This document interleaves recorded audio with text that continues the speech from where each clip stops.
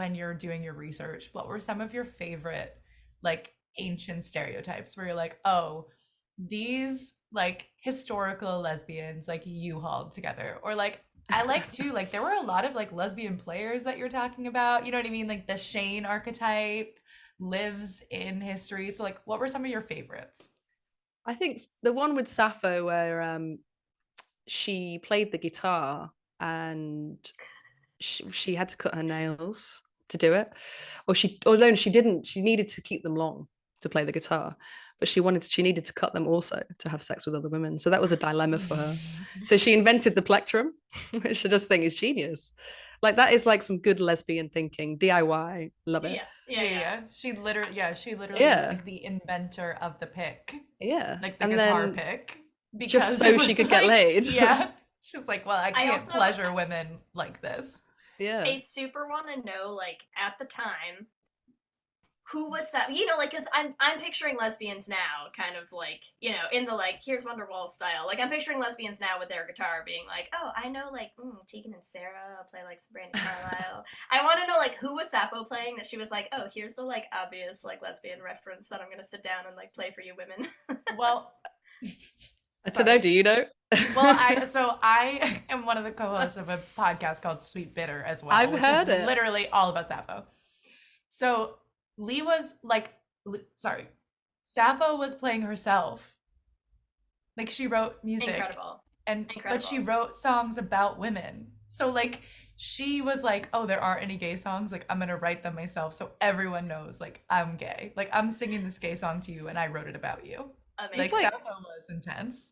oh, really? And there's just so much evidence as well. Like, a lot of people say, oh, there's fragments of poetry, but there isn't. There's a lot of evidence there that points to her being a massive lesbian, like, or queer. Just, and, it's just the amount of times that people are desperate for her not to be. But, It's insane. Yeah, she's so gay. so gay and loved it as well. Like, she was a very, very proud gay. Yeah. And in a time when, I mean, obviously we don't know much because the evidence there, maybe, there is evidence, but I mean, it is limited, of course, but there is evidence there. Um, but yeah, from what I've read and from what I can see, it's quite difficult to deny that, Yes. Well, it's just ridiculous to deny that. So yeah. But Yeah, you it's also can. like Yeah. so much of history, like so much of I'm gonna keep saying the word academic because it's just a useful term, but the same mentality that like when you go to museum exhibits and you'll see the constant memes or posts about like the little museum placards that have the oh interesting, these statues were usually for married couples but this one is about two women and no one's really clear on the relationship that they had, right? Like Best that kind friends. of Yeah. that kind of mentality is so common. So much of our history does get straight washed over by heteronormativity and comp het and all of these things, right? Like that's why you have people who still to this day look at Sappho and are like, well, but really, do we know that she was a lesbian? And you're like, yes, Yes. We do. yes, really we do.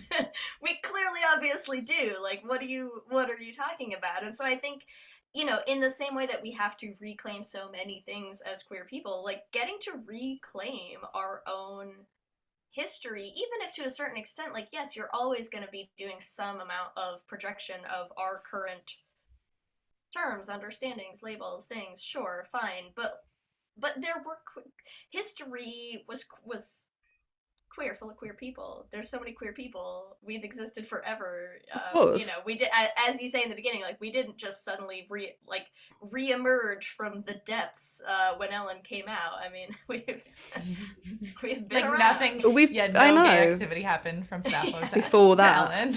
Like we've always been here, always. It's just, the terminology now that we have is useful, very useful to an extent, but also it can kind of diminish the past a little bit because you have this word lesbian and you can people can argue, can you really call Sappho a lesbian if she didn't identify as such? And it's like, what, like what, like she didn't know what like an apple. Maybe she didn't know the word apple. Like Right. maybe she used a different word for apple. Like that's such a ridiculous comment to make. Yeah.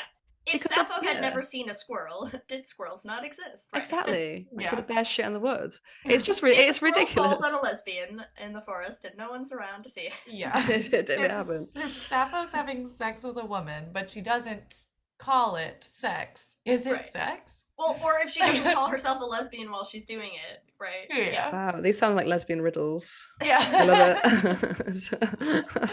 Sappho's lying naked with another woman, stroking every part of her body. Is that lesbian activity?